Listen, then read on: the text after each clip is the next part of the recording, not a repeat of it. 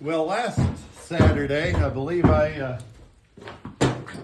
that was last Sunday, about a week ago, when I was leaving the woods, I did a little segment on how fun it is to have a great day in the woods and how much you should appreciate it.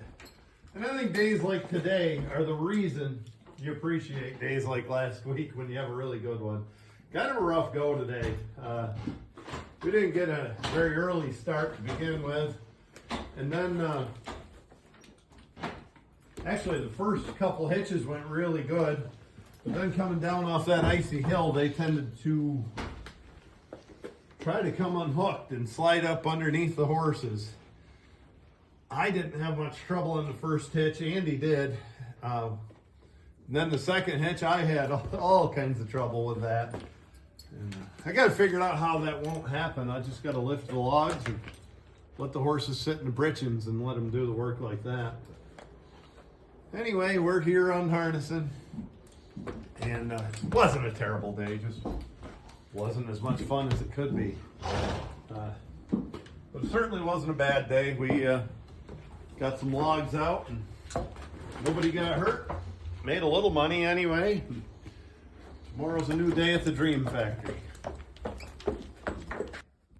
Well, we've always seemed to be videoing when we're harnessing horses. Today, let's unharness them.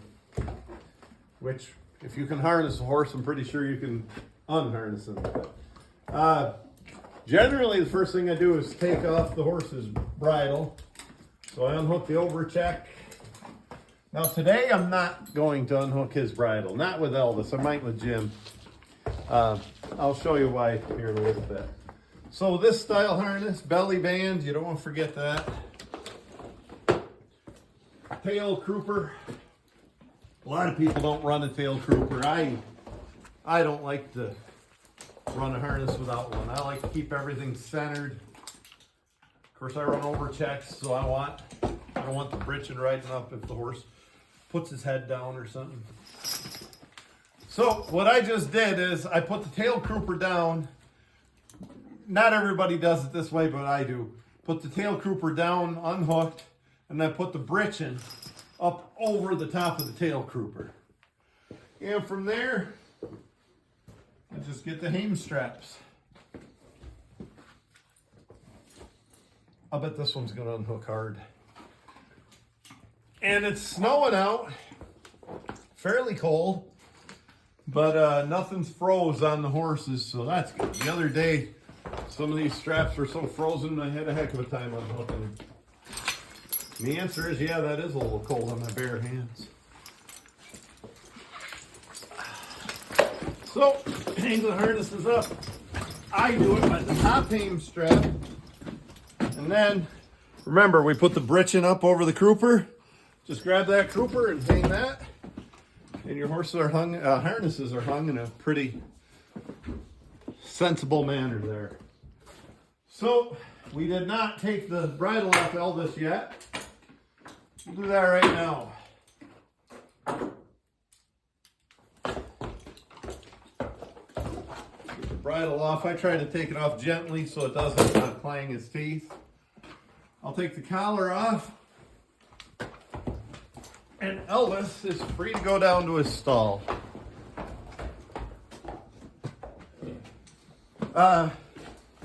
When I hang the collar, I do it upside down and backwards. It's just what we always do. I don't know. It's been a tradition. Any horseman I've ever met does it that way.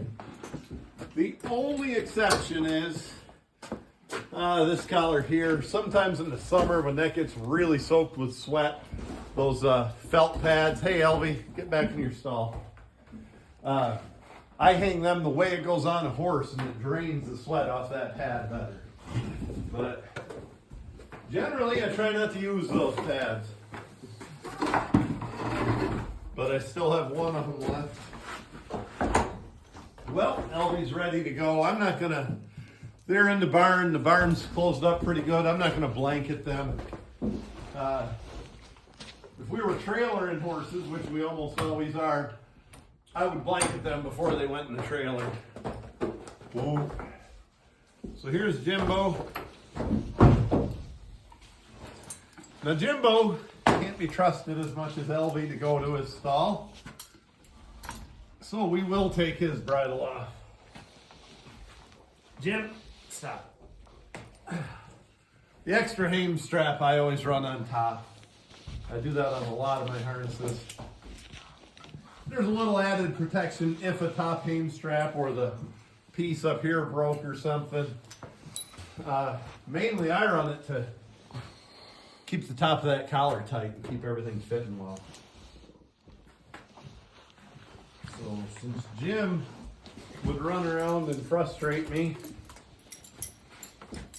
he wears a halter for a few minutes. What'd you do if that horse bit you, Nick? He wouldn't bite, he just likes to play. Zodi did a little work today as well.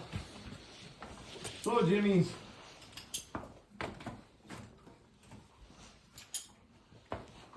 unbridled like the old racehorse. Again, belly band. Of course, the lines are hanging from the britchin. Some people poke them through the hame ring and over here. Some people take them completely off. Come on back and we'll show what we do here, Nick. Unhook the crooper.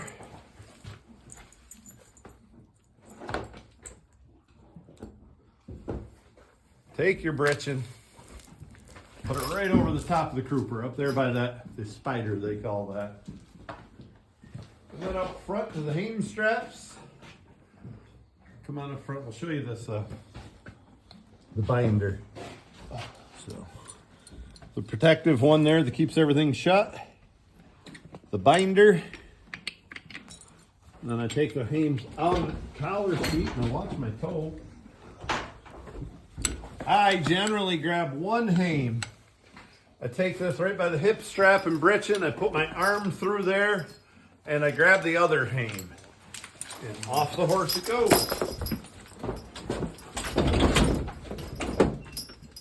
Taking the top hame strap, the britchin is over the crooper, and I hang the crooper. And it's time to uncollar old Jimmy.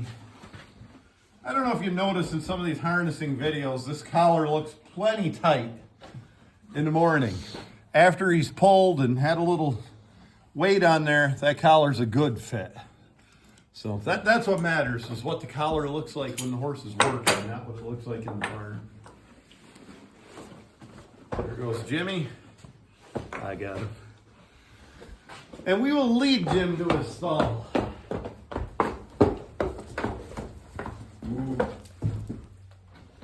Boy. Fresh bedding down. And that's when a horse likes to pee. Of course, he wants a little something to eat, but when they got a fresh, clean stall, that's when they like to take a pee. That's how, for drug testing, that's how they get some of those race horses to pee. They just put them in a stall full of bedding. My contraption, so Zodiac doesn't unhook his stall. So I like to take the halters off when they're in the stalls. I don't want them to get caught on anything.